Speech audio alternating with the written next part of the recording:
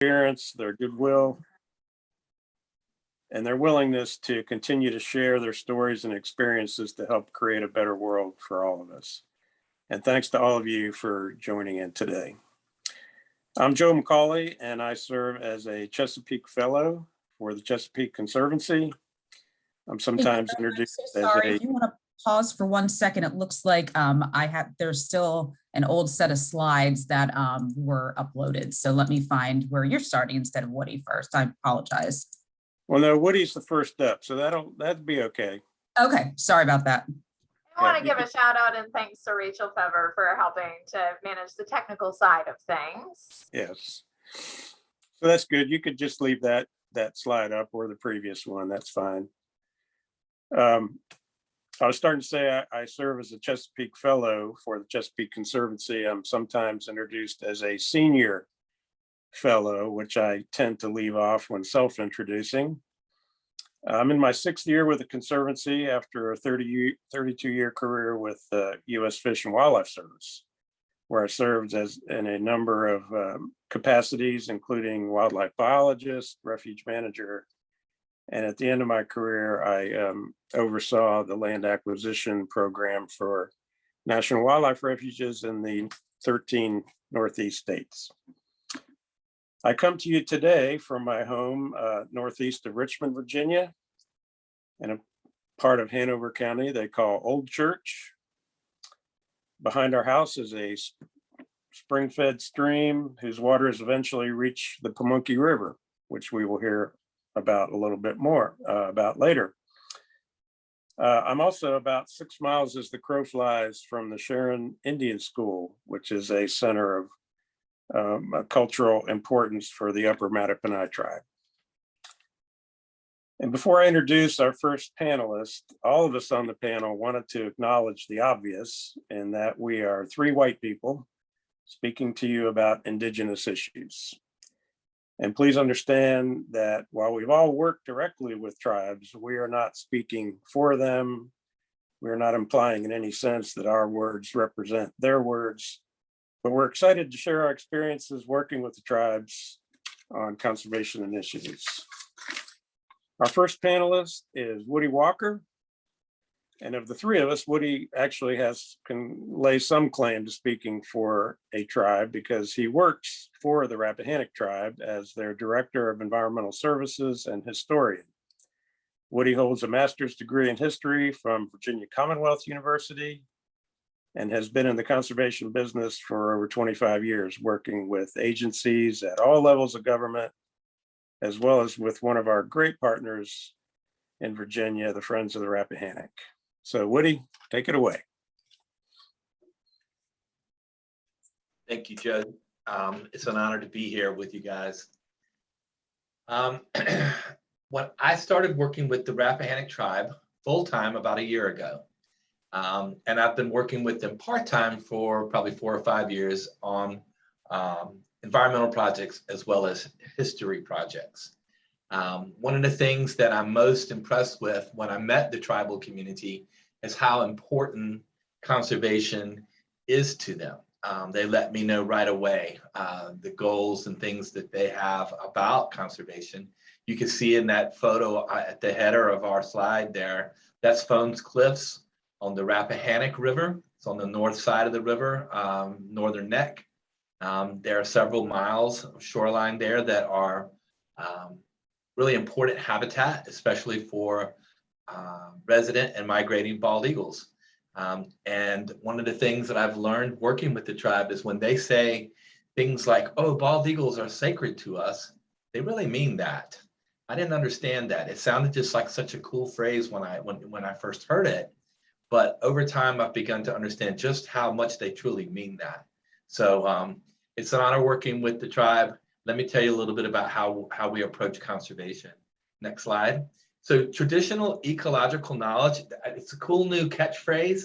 I enjoy using it. It's debated on whether or not you actually need the ecological word in there. Sometimes traditional knowledge is enough because that encompasses things like the environmental knowledge. But so I expand that to consider environmental issues, religious concerns, cultural significance.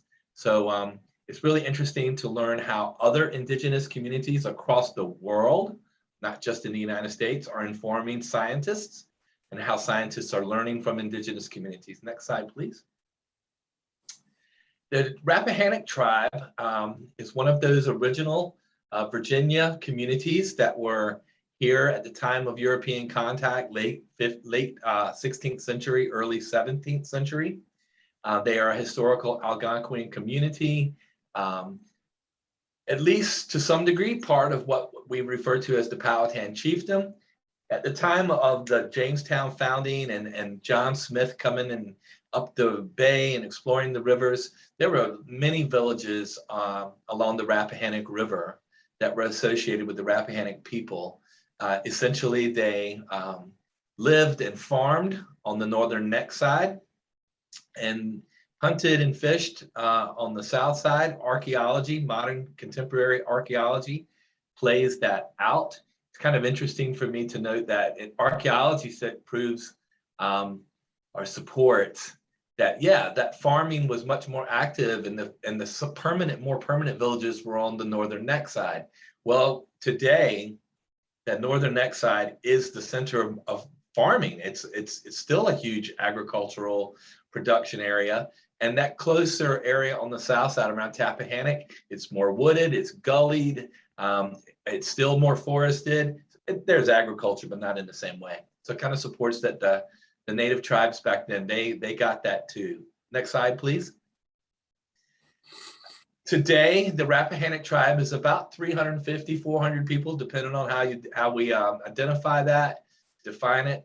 They have been on the Middle Peninsula in an area called Indian Neck for about 350 years. I mean, right after they were relocated off of their traditional lands on the northern neck and closer to the river on the Middle Peninsula, they were moved, forcibly relocated several times, but essentially ended up on the ridge line of the Middle Peninsula, about 5 to 7 miles inland from Tappahannock. And when I say ridge line, it's literally that kind of dividing line. If it rains on one side of the street at our tribal center, it goes to the Mattaponi. If it rains on the other side of the street, it goes to the Rappahannock. So it's an interesting place. Historically, this community has supported itself through farming, hunting, fishing, logging, other methods as well. In the 1900s, there was a pretty serious diaspora where many people from the Rappahannock community and other Virginia Indians as well, in order to escape some of the racist laws that were passed, like the Racial Integrity Acts in the 20s and early 30s, they moved away. Places the Rappahannocks went to were like Philadelphia, New Jersey. Some of those folks are coming home today and rejoining their communities on a more permanent basis. Next slide. We have a program that's essentially aimed at working with our younger tribal members called Return to the River. And while the Rappahannock community has never really lost its connection to nature and the ecosystem, in many cases, because they were relocated away from the river, those cultural ties need to be reinforced. So we do paddling with kayaks. We organize field trips and seminars with scientific professionals, and really you can see, and do things like take water samples and examine macroinvertebrates and learn a little bit more about the science side, and also in engaging those young people. Next slide, please. Our poster child, or for me rather, my poster child to try to connect Western scientists with our contemporary community is river herring. There's a great story there. River herring, as many of you know, were a subsistence food fish for generations, thousands of years. It was part of why people came to the Rappahannock watershed and the Chesapeake Bay watershed. It was these anadromous fishes. It was a good food source. On up until the 1950s, 60s, 70s, Rappahannock community members were still going out and dipping herring, which is catching them in nets, whether with a dip net or in a more traditional set net. But they were catching these fish and salting these fish and preserving them. Now, in the 1940s, we actually have records from anthropologists where they interviewed some of the Rappahannock community members then, and they were putting up 2,000, 3,000 of these fish per family. That's pretty impressive. So once again, it underscores what a subsistence food source this was. Now, as things changed after the World War II years, it became more of a cultural thing. It became something that they looked forward to on gatherings, community picnics and things. River herring would be something that they would have and share because it brought back memories of those times with their ancestors. So we're working with the Smithsonian Institution and many other partners. I'm very grateful for the fact that the Virginia Department of Wildlife Resources, DWR, they're very close and work with us. The Smithsonian has a team, the Working Land and Seascapes group. We recently hosted them. They're down. It came down to our community. We want to have discussions about how we can use memories of our contemporary community members to inform our Western scientists about where these fish were. Where did they come to back in the 50s and 60s and 40s? What were the methods? What were the locations? Because that may be able to help the scientists with the recovery effort. Next slide, please. The Virginia tribes, we have 7 federally recognized tribes. Each of us have an environmental department. We're all funded through the EPA, through some capacity building grants. So that's been something that's relatively recent. Federal recognition for 6 of the tribes was achieved in 2018. For our priorities in working through EPA with EPA funding and working out with our other agency partners and non-agency partners, our first priority is to help improve surface water quality on the Middle Peninsula. We want to work with DEQ and other organizations and agencies to assist with water quality sampling, citizen science. We're also very interested in air quality. We've got our housing department is concerned about mold in some of the houses of our elderly people. We're very interested in forest plant propagation and the value of some of the medicinal plants. Once again, that's some traditional knowledge in play there. Many of you are aware of some of the work that's being done with like the CVAL, the Chesapeake wind power production planning through Dominion. We consult on that, as do the other tribes. Some of our major concerns are the impacts to what we call near shore archaeology sites.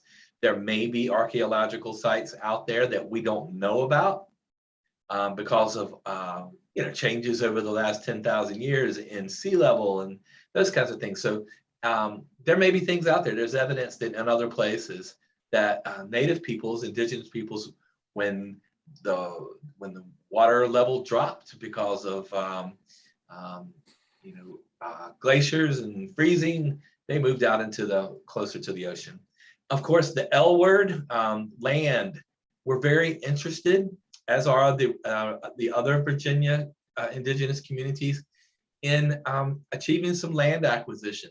Many of us have shared common goals, such as environmental education with a traditional knowledge component, conservation of resources, managing those resources in partnership with our scientists from universities, from other agencies and organizations. And I repeated consultation because that was something that was very important to my tribal community, is that in the past, they felt that consultation did not always occur until perhaps after there was trouble or problem had been discovered. So consultation is important. And I'm very grateful that on the federal, state, local level, as well as with NGOs, we are in frequent conversations with our conservation partners. And we're actually doing some really, really important work. And I'm grateful that the tribe is able to be part of that conversation. Next slide, please. very brief bibliography on some of the articles and books that can inform folks about TEK and how that's important, how it's helping with Western science. I think that the lesson is that it's working. It's working in the United States, but it's also working around the world. Indigenous communities, whether they are folks in Australia or in Central America or the Amazon, they have knowledge that only they have. And sometimes some of that knowledge holds some keys to sustainability, those kinds of issues. So is that the last slide? That's me. I am very grateful to be here and be part of this conversation. Thank you, Joe McCauley, for inviting me, and for everyone on the team for making this happen. All right. Well, thank you, Woody. That was really interesting. Appreciate you and your presentation and your work with the Rappahannock tribe. Don't forget to put your questions for Woody into the chat. Next up, it's my pleasure to introduce Dr. Nicole Hutton. Nicole holds a PhD in geography and environmental science and policy from the University of South Florida. Issues that Nicole engages in include environmental justice, hazard mitigation, and community recovery. Today, we'll hear from her work with Professor Tom Allen at Old Dominion University to assess how the Pamunkey tribe perceives its traditional resources in light of climate change impacts.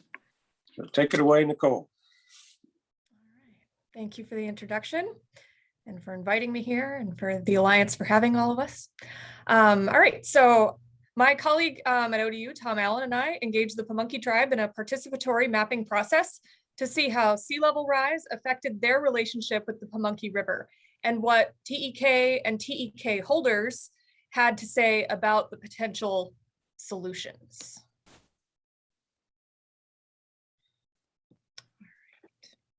So of note, we didn't actually use the term TEK in the materials because it was redundant to the tribal members. So it was abbreviated to traditional knowledge. Also, because of COVID-19, our methods shifted from in-person oral history collection and a workshop, which intended to present an abbreviated SciTech process that was used by Bethel in New Orleans, to a mail survey and an interactive web app deployed largely by the tribal liaison, Lauren Fox.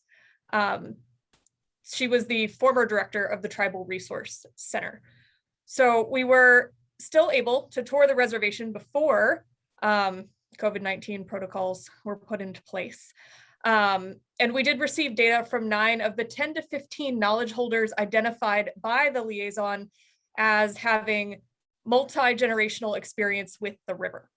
Our summary, linking the 3 research objectives, in case I don't finish the presentation on time today, is mitigation preserves cultural assets before relocation. The supporting details will be presented from here forward. Each slide has quotes next to it with keywords printed in red, and I will note the relevance of these as I go through the presentation, but I'm not going to actually read them to you. All right. So the image here provides reference for the study area, and quotes have to do with the opinions of sea level rise mitigation.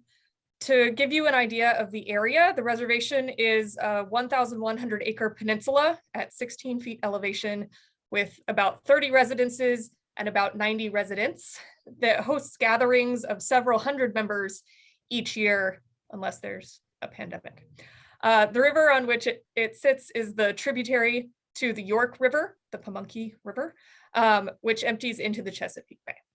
So I want to share a little bit about the development of this feasibility assessment style project before going through the results. In working with the tribe on a NOAA Coastal Community Resilience Grant application that had to do with impediments to fish passage, we learned that usually universities and research centers approach the tribe with an idea and request their support.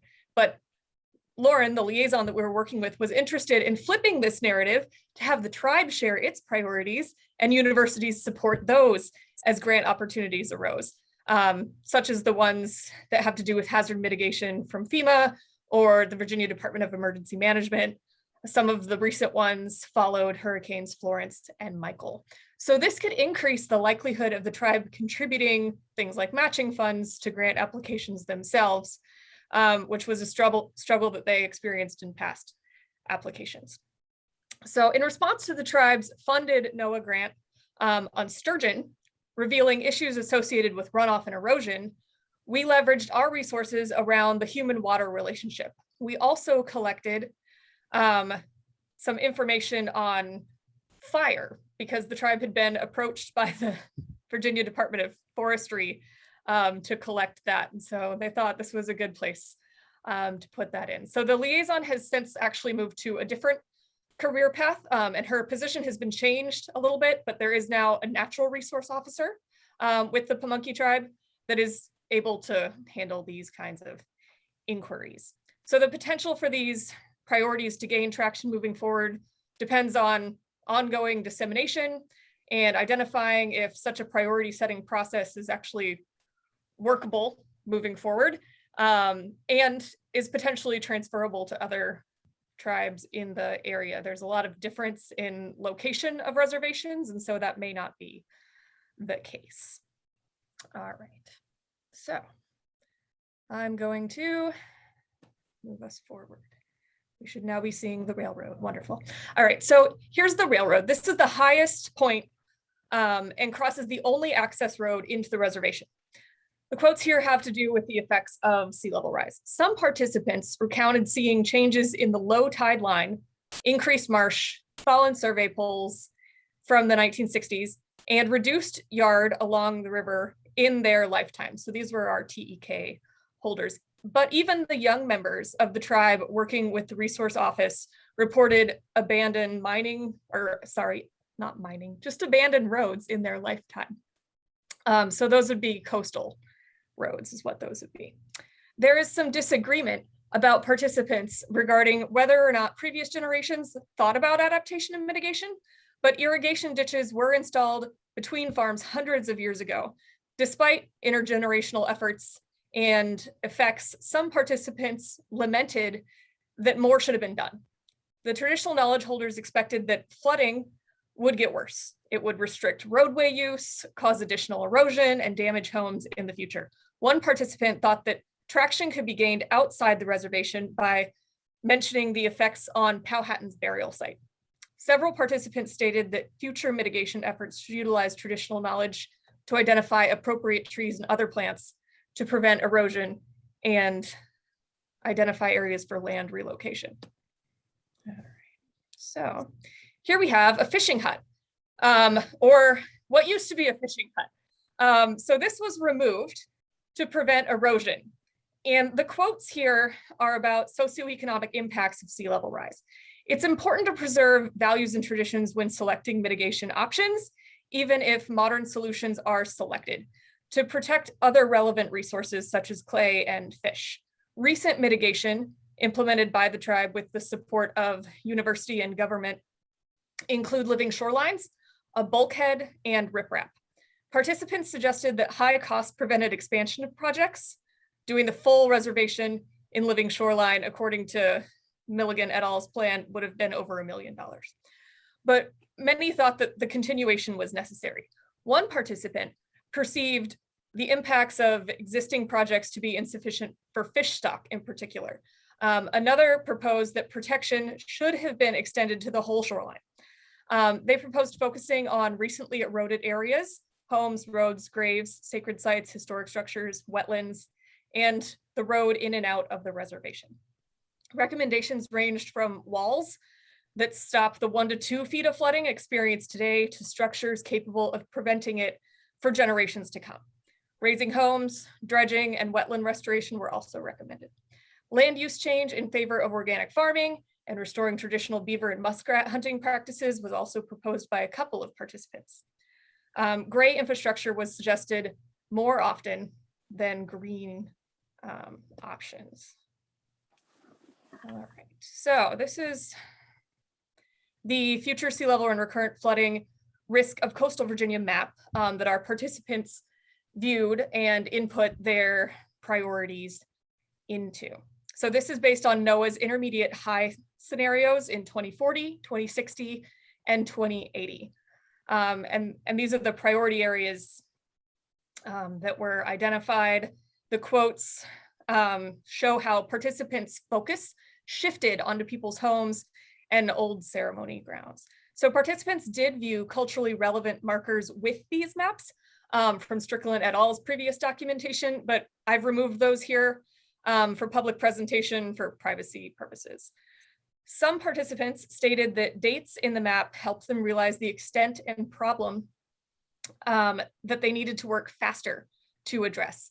Most participants, again, suggested strategies addressing vulnerabilities through structural mitigation, such as constructing bulkheads, floodgates, levees, pump stations, elevating roads, and other structures, and the shorelines. Some strategies actually relied upon ecological functions to reduce flooding, such as introducing strategic vegetation and protecting wetlands. Participants recommended that we still be hesitant about what we select because they don't want it to interfere with wildlife breeding or have some sort of ill-timed effect or just shift the problem farther downstream, which could be the case. All right, so this is one of the existing shoreline projects. And so here the quotes show how timelines should be unique to the situation on the reservation. Internally, residents' locations and governance were a concern. Land is not distributed in a way that protects new residents or protects existing residents from flood risk. Some recent residents actually experienced flooding fields shortly after they arrived. Without the support of the chief and council, community priorities cannot progress externally. And so as administrations change, so does the willingness to promote mitigation and adaptation efforts. And that's not just a tribal issue, that's an issue with all levels of governance. So externally, a privately held railroad that may carry toxic cargo crosses the reservation, and river pollution from upstream affects the reservation.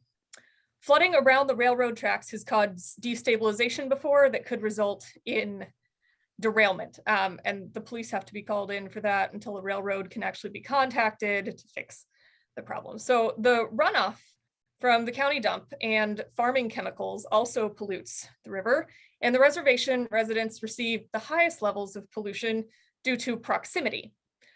Negotiations with the individual landowners and the municipality would be required to reduce pollution. Opportunities to acquire more traditional lands and leveraging the core population of Pamunkey citizens for implementation were paramount to successful adaptation, such as increasing financial resources and federal involvement. So they're thinking FEMA, EPA as potential sources of project funding, as well as Department of Interior for looking at land reclamation options, and forming a flood management plan and planning committee on the reservation itself.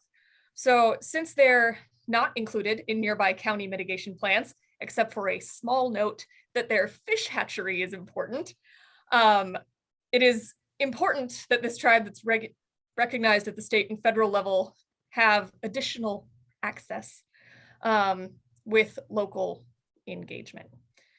All right, let's move forward.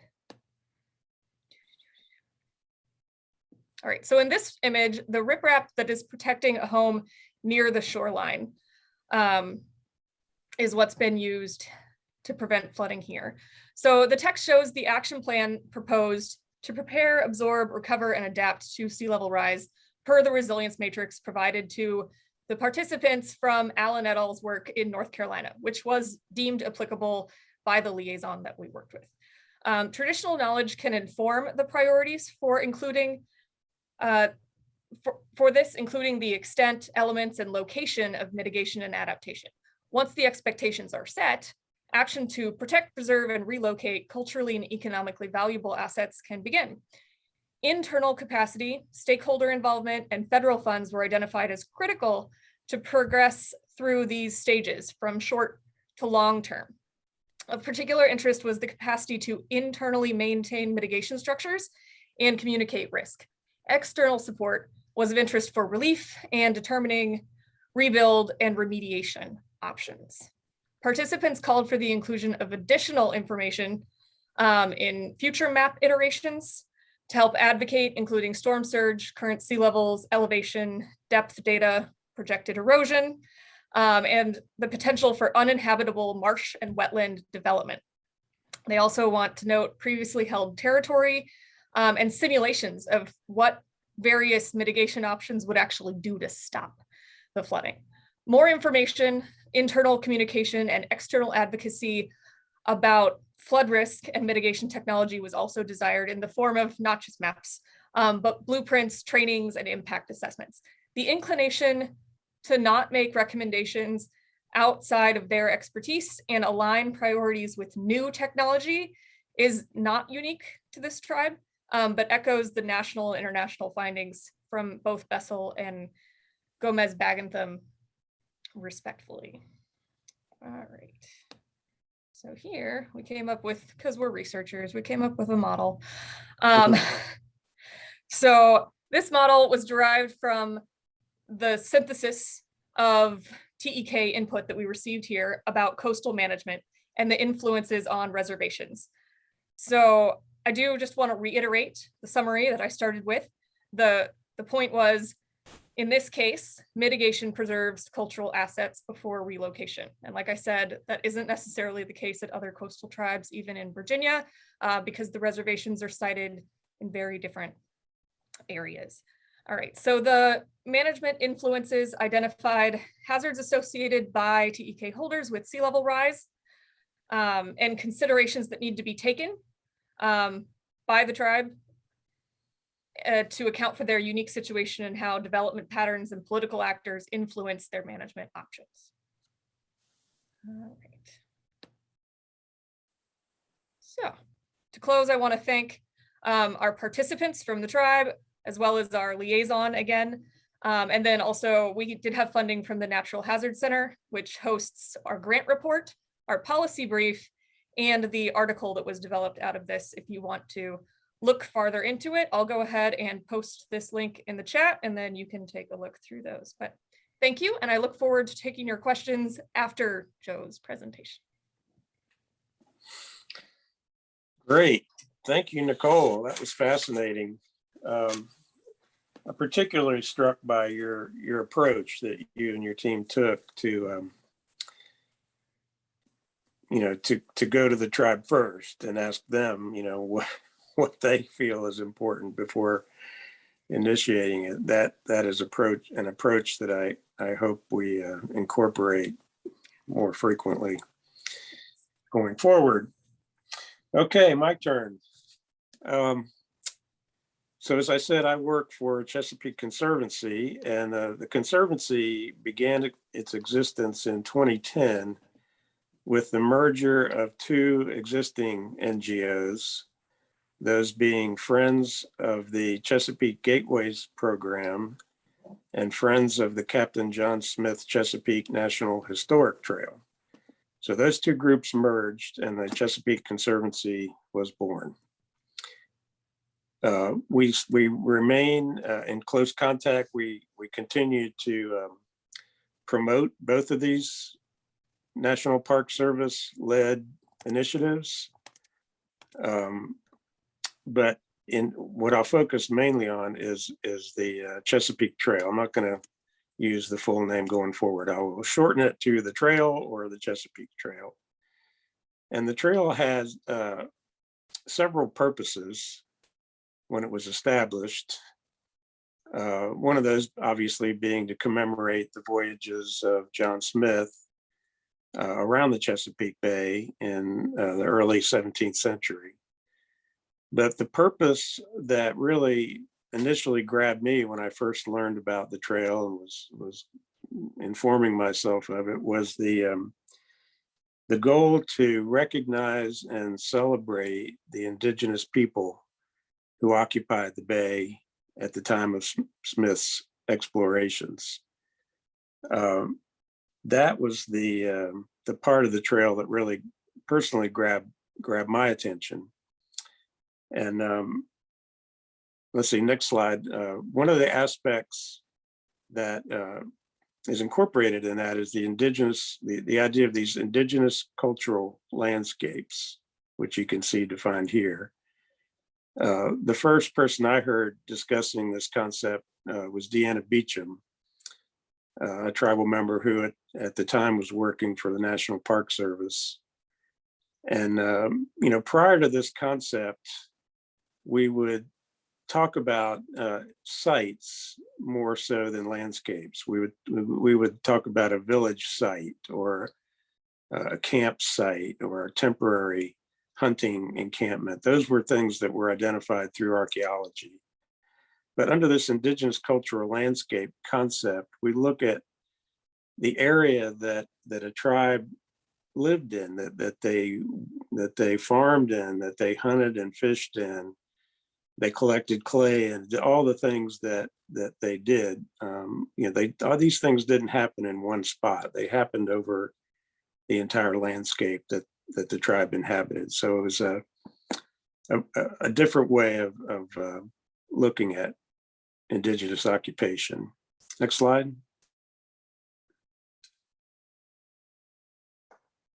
One of the facets in doing this work is the use of GIS. GIS plays a really important role in this research. Here on the screen, you can see a map of the high yielding soils for corn. We know that indigenous people grew corn, and so we can use now these modern tools of GIS and soil mapping done by NRCS to identify these areas that tribes would have identified through their traditional ecological knowledge.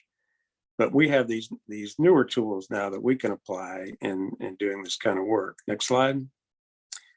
So in addition to corn growing soils, we do have some archaeological information that's surprisingly scant, in this case along the Rappahannock River, but we do have some archaeological information, and we do have Smith's journal where he talked about where he made contact with various tribes as he explored the bay and its tributaries. Next slide. Another layer that we can apply are clay soils. Again, we have that mapped now, and this can be layered on to the corn soils and known archaeological sites as just another way to kind of understand and pinpoint where tribal activities may have occurred. Next slide. Wetlands, another important feature to map. Wetlands provided so many things and continue to provide so many things, not just for tribes, but for all of us. We know now, and as tribes knew then, that wetlands are nursery areas for various fin and shellfish that are important food sources.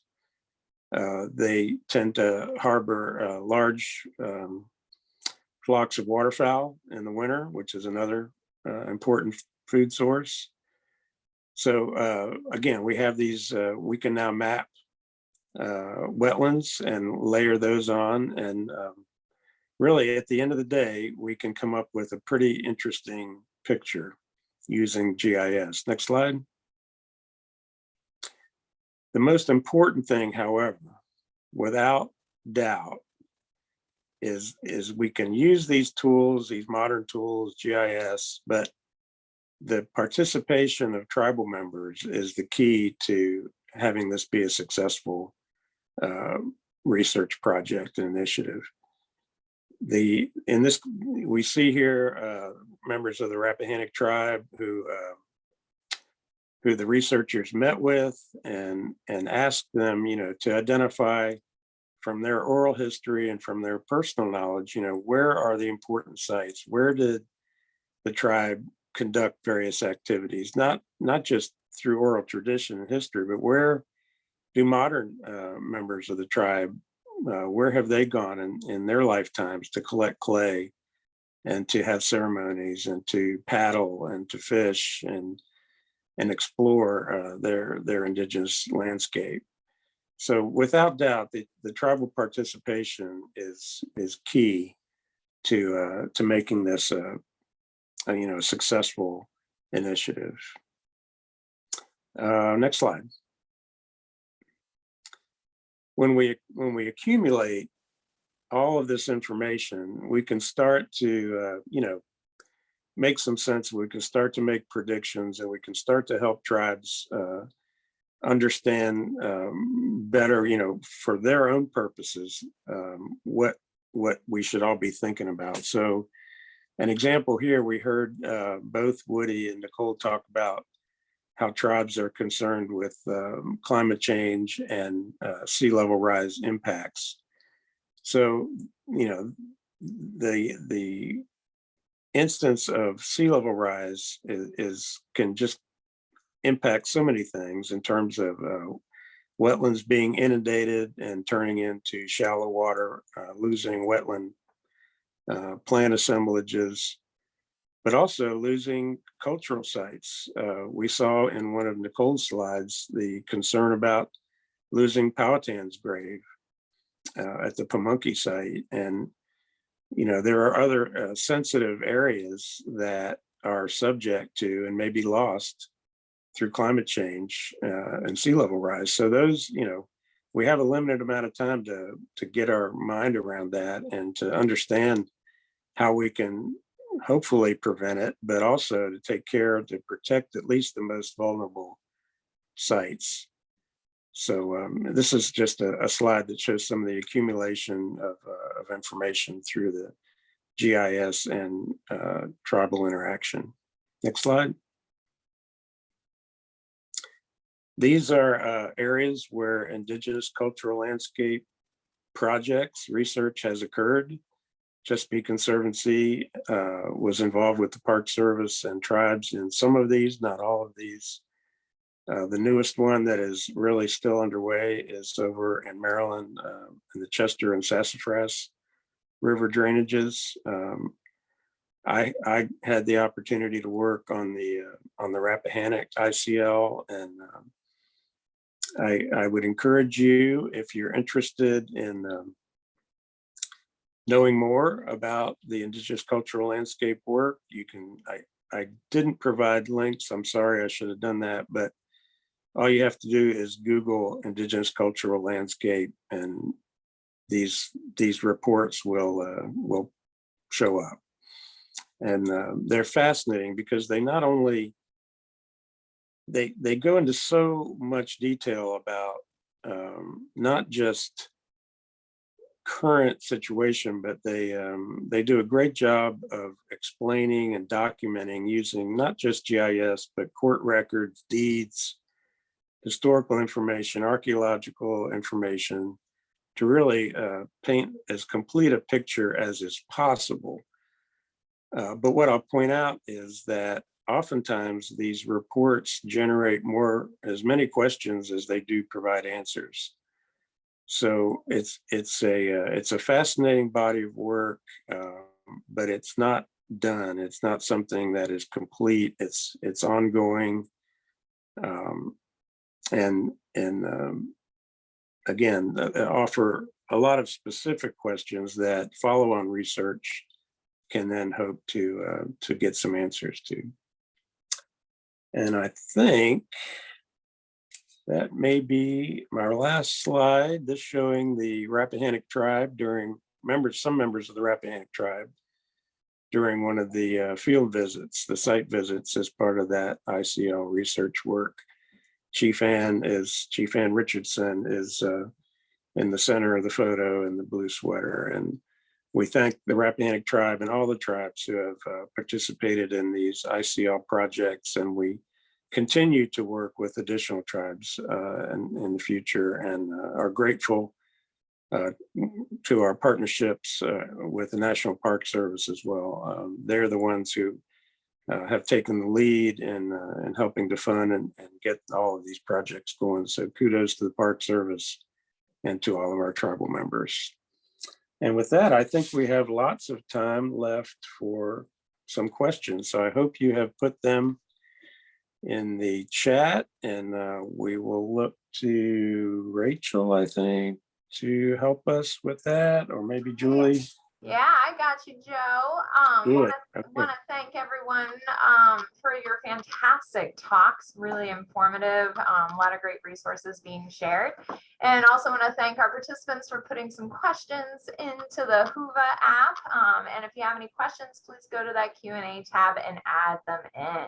So a question that's been amplified by our crowd is from Kristen. Have you had discussions with the elders of the tribal groups about sharing your findings? In many indigenous cultures, TEK is often protected and not readily shared, and when it is shared, permission must be granted by the tribe. Can any of the presenters talk about your experiences with having these conversations? And we can open that up to whomever. So I can start. I'm sure my answer won't be comprehensive, but the relationship that we had with the Pamunkey tribe was through their liaison who was on staff there. And so while we were going about planning any type of research projects, she would take that to the council, and it would have to be approved by the council before we were able to do that project. And it would have to come with a letter that we would have to submit to our IRB at our institution so that they would make sure that we were actually going through the right channels. Now, like I said, some of the information that we used is proprietary and is only to be seen by the tribe. And so that wasn't included in my presentation. I do have permission to use the quotes that I used and the ones that appear in the publication as well. But the actual data belongs to the tribe itself. And so they hold that in a repository that I'm not familiar with how they get to it, but we're not the first ones that they've banked data that way with. So that's the process that we used.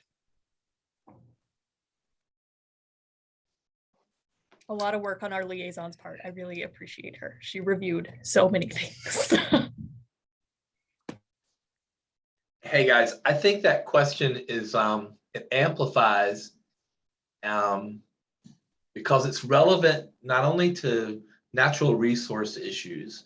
You know, when we think about TEK, I think natural resources, but it's also relevant to all cultural resource issues. For example, our tribe has thousands of pages of archives, and those archives, we're going through a digitization process and some work to preserve those archives, but there will be many concerns about what is shared and what isn't shared and at what levels. Certain things can be shared publicly, but maybe some things are restricted to tribal citizens. So it's very important to acknowledge that. And we're working closely with some universities to help develop a consultation protocol so that when folks do want to do research with our community, that there's at least some sort of shared document that says, okay, these are some ground rules. This is how we move forward. This is how we protect some of the information that is very important to the tribal community. This important question on many different levels. And in terms of the indigenous cultural landscape work, the chief of the tribe is generally listed as a co-author. So all of these reports are shared and in their entirety with the tribal leadership, such that anything that's contained in those has been vetted and cleared by the chief and often the council as well. Thanks for keeping us honest with that question. Great one. Yeah, thank you, Kristen, for putting the question in. Another question that has come up, being sensitive to where we are located. Do you have any thoughts, or this is from Stephanie Letourneau. Do you have thoughts or recommendations for collaborations in states where indigenous communities are not formally recognized, like in Pennsylvania?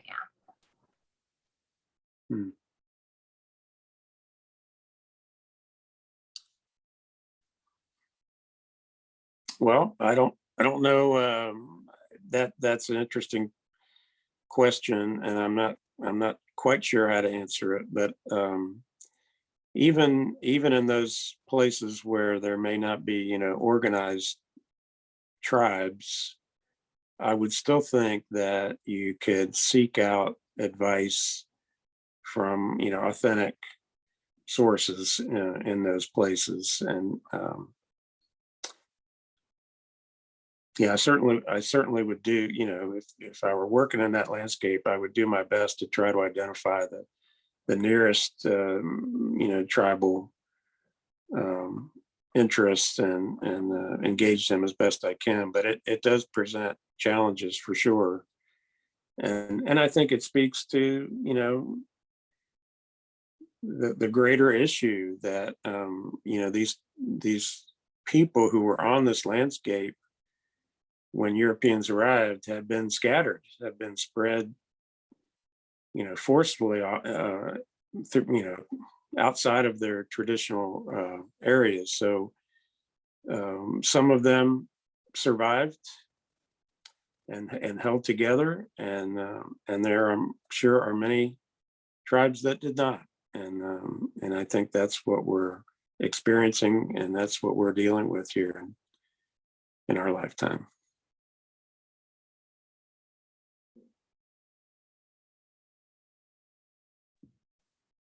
I think so. My work was, again, pretty limited to just working with the Pamunkey, but they did experience, even before they were a federally recognized tribe, engagement with the Department of Interior. And so there are some levels of governance that will seek to engage with the tribe, even if it isn't recognized at a state or federal level. So in the case of the Pamunkey, they were actually successful in preventing a dam from going in like 3 miles upstream, just because the Department of Interior had the forethought to include them before the decision was finalized. So that would have made a huge impact on the way their relationship with the river is.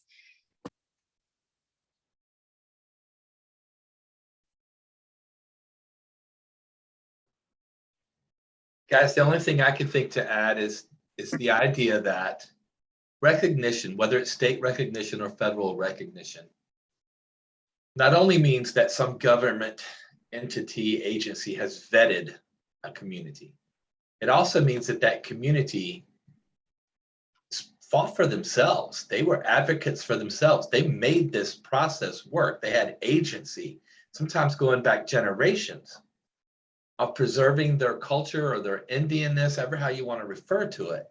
So if there is, in the case, maybe for example, Pennsylvania, that there's not a state recognized tribe or not a federally recognized tribe, find the one that is near. Work with them. They have some track record of validity because of just inherent in the fact that they're there. They fought for this and they made this happen. So, you know, it may not be that they're the expert resource, but I bet they know someone who is, or can help researchers or help people get answers. So I think it's important to recognize that these tribes that have achieved some level of recognition, they fought for that and earned it. Wonderful. Thank you for your feedback on that. Our next question comes from Phoebe Gallione. Have you seen any collaborations between indigenous communities and land preservation organizations? Would this be an avenue to help return unceded lands and protect them?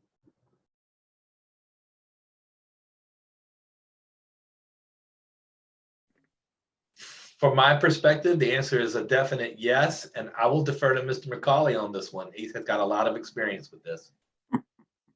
Thanks, Woody. Thanks a lot.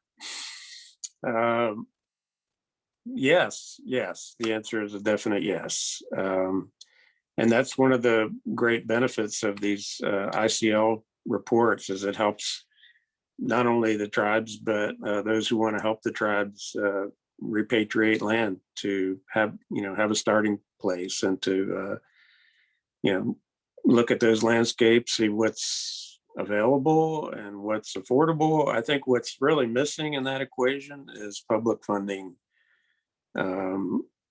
get the job done. There are certainly land conservation groups at all levels, from local to national, who are interested in this and would help facilitate land deals, and to the extent that there might be some government funding available, we would certainly take advantage of that. But that's really the challenge, is to get some public money into that equation. And it's once you get into it, you find that there are a lot of complexities that you may not have anticipated. So it's important to go at this, try to give yourself time to work through some of those things. But absolutely, the answer to that is yes.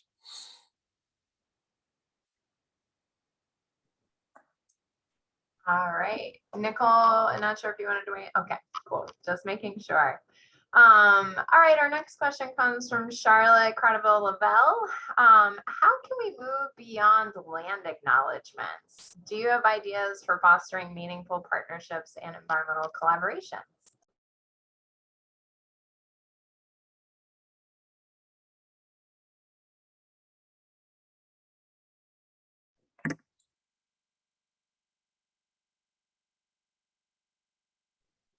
Well, yes, too.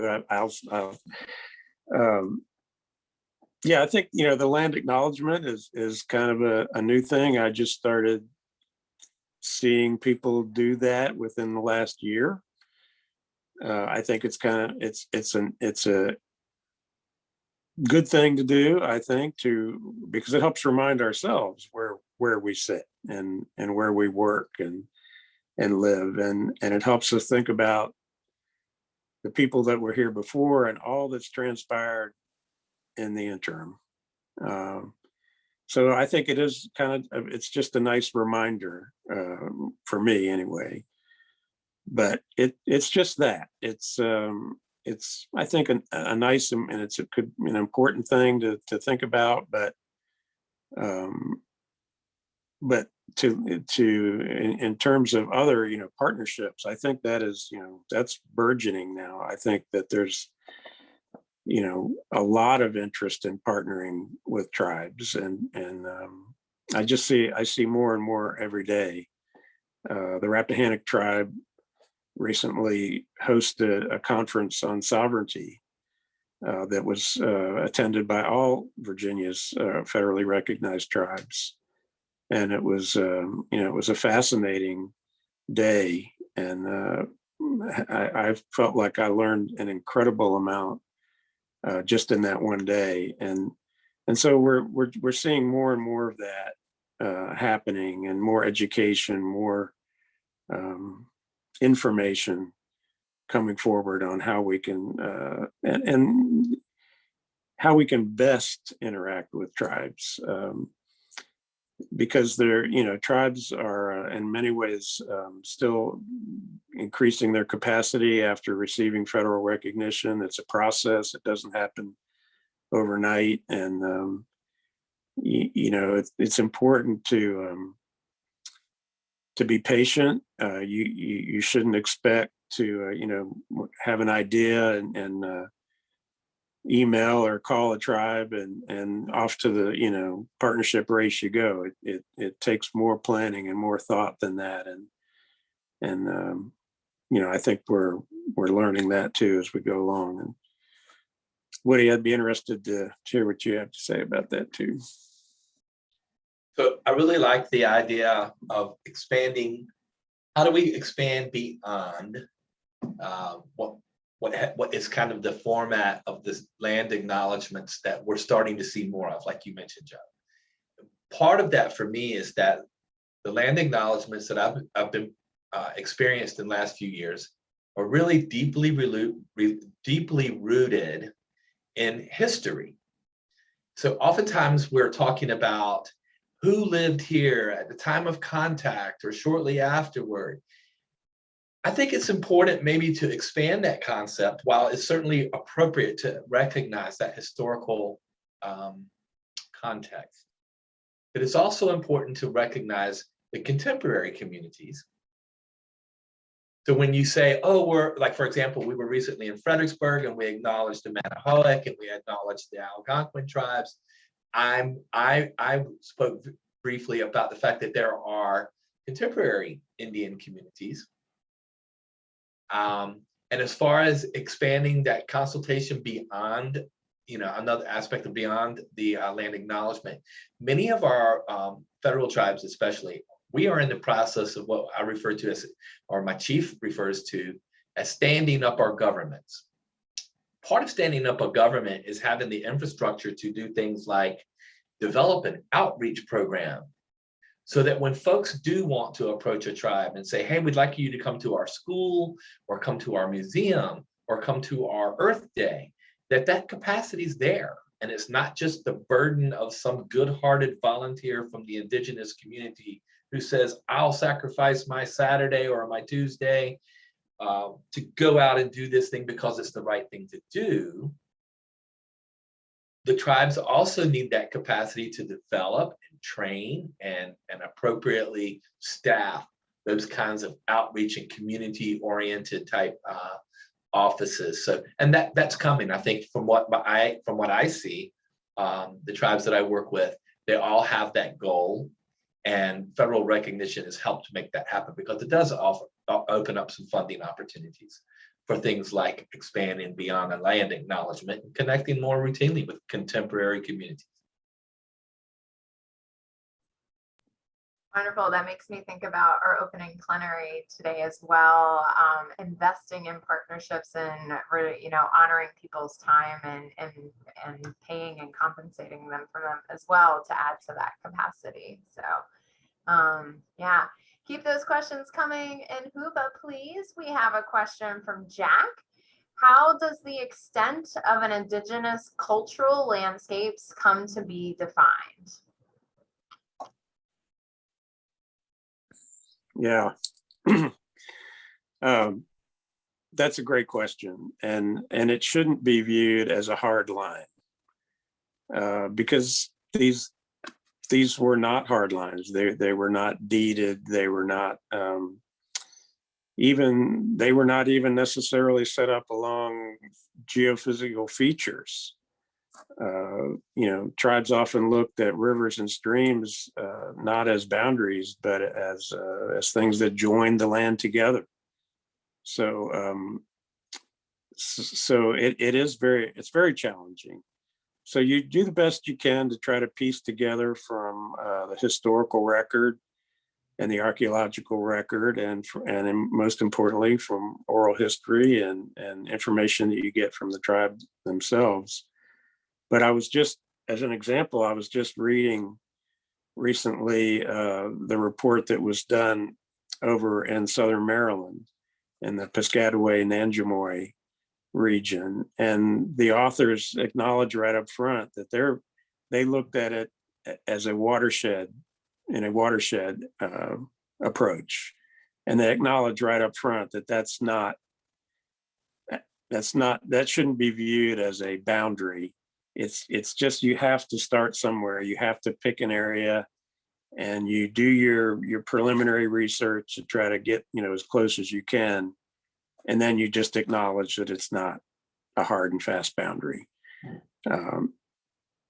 But it's not without some research to try to make sense of it. But that's generally the way that goes. Good question.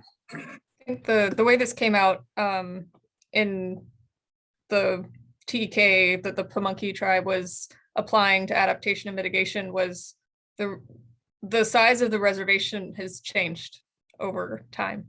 And so as some of the TEK holders said, well, we may need to reconsider the location of the reservation, they looked back to previous land holdings that were a part of the reservation.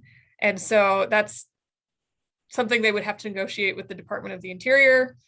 I can't imagine how long that would take, but I think this links back to if a tribe is interested in shifting an actual piece of reservation, this is why you want to be engaged long-term with these tribes. So the policy center up at William and Mary is actually the connection that we went through to start this work. So they had, Ashley Spivey was a PhD anthropologist there and part of the tribe and is now on the council of the tribe. And so she is key in connecting the tribe with researchers.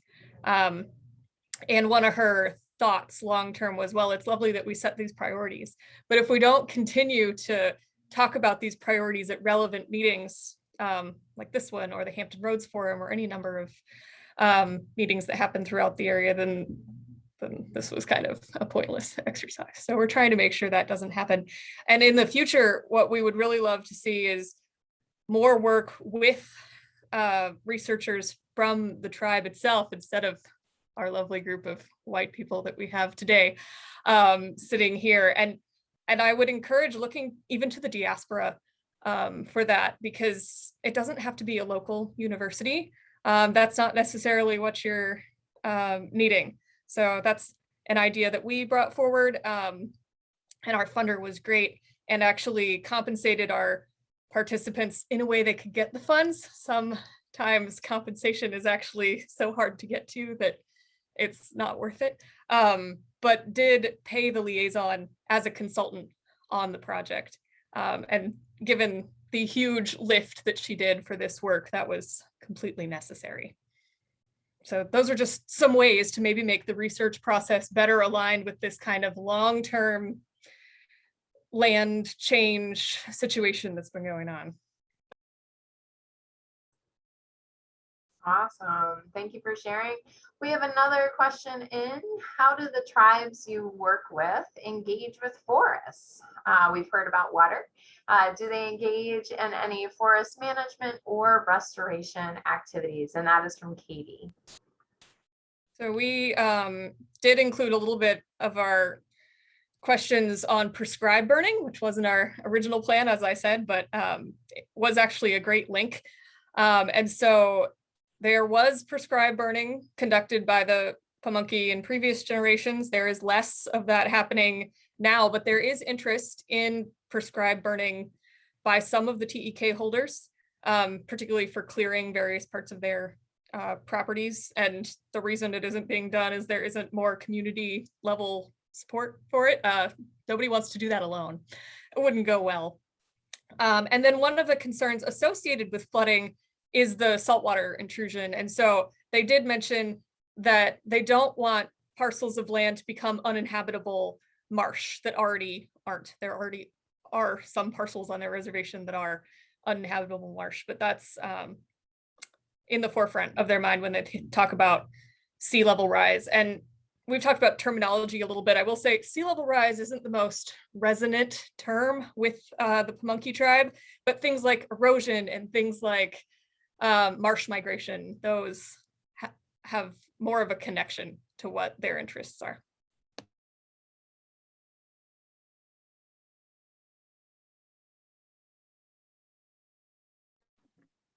Guys, I'd like to mention that so each of the federally recognized tribes has an EPA grant for capacity building. Each of the federal recognized tribes in Virginia has hired someone like me, someone to be involved with conservation and environmental management. When it comes to forests, we all have expressed interest in forest management for a lot of different reasons, but primarily so related to land acquisition. If we had land, some do, some don't, some have more than others. If we had land, how would we manage those forests? And so we look for partnerships with not only say the Virginia Department of Forestry, but perhaps with like U.S. Fish and Wildlife Service in our case, in areas that are related to, maybe the Fones Cliffs area or the wildlife refuge there. We're also interested in forest plant propagation because some of the forest products, whether it's white oak for baskets or ginseng or other forest products, they have traditional value. They may have traditional value in medicinal purposes that we don't even understand yet, but the tribal communities do, and we're going to learn from that. So along that line, representatives from the Virginia tribes visited the Cherokee Reservation in North Carolina last week. So we went out, we spent several days with their natural resource management people. High on the list of priorities and the agenda was forest management. What are they doing with their trees? How can we learn, how can some of the Virginia tribes learn from them about propagation of forest trees and trees that have, and shrubs, forest products that have medicinal value and or traditional cultural value, like in basket making and other things. So anyway, it's very important for us, are high on our list of priorities, and we are working with a host of different agencies as well as NGOs who have some skills in that. And then we bring forth the concerns and goals of in our own communities, our indigenous communities, bring those forward to the foremost, and then reach out to our partners to try to answer their questions or further their goals.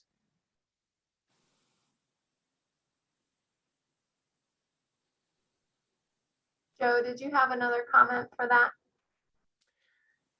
Just a very brief one to say that in my limited experience working with tribes, they take a holistic approach, and forests are important, as marshes are important, as open lands are important. They definitely view it in a holistic way, in my experience. Awesome. Well, that concludes the questions that were posted in Tahuba. And I will note a few of you talked about links and resources that are online, and I would encourage you to add those into the chat on the Tahuba page. I saw that Nicole already posted some links there. But in our last 2 minutes, I wanted to give each of our speakers an opportunity to leave us with any takeaways that you'd like for us to hear at this point.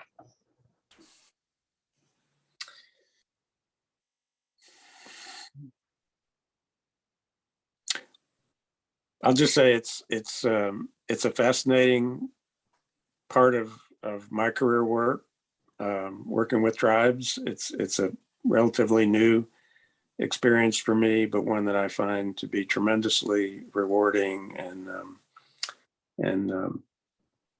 something I'm very grateful to be able to participate in.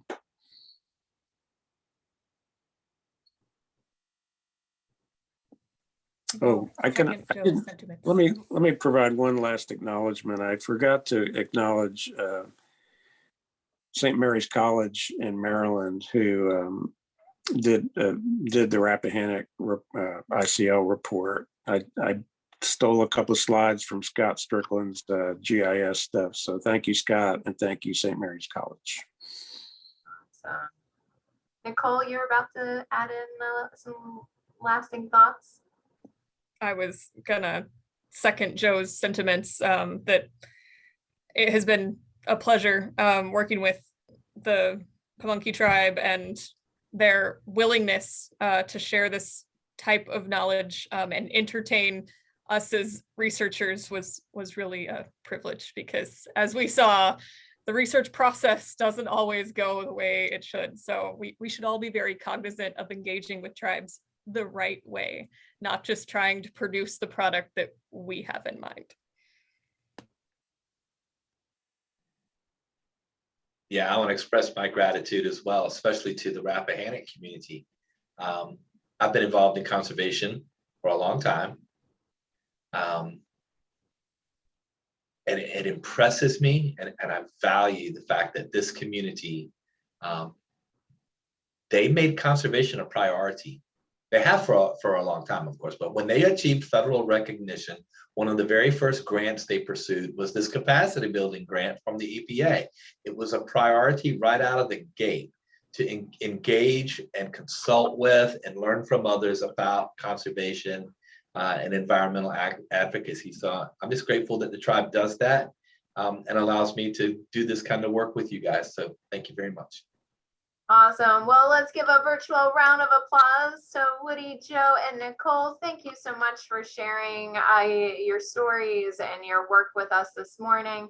And just a reminder to everyone to please visit the Whova page, click on the rate session so that you can fill out an evaluation and provide our speakers with some feedback. Thank you all so much and enjoy the rest of your forum. Thanks.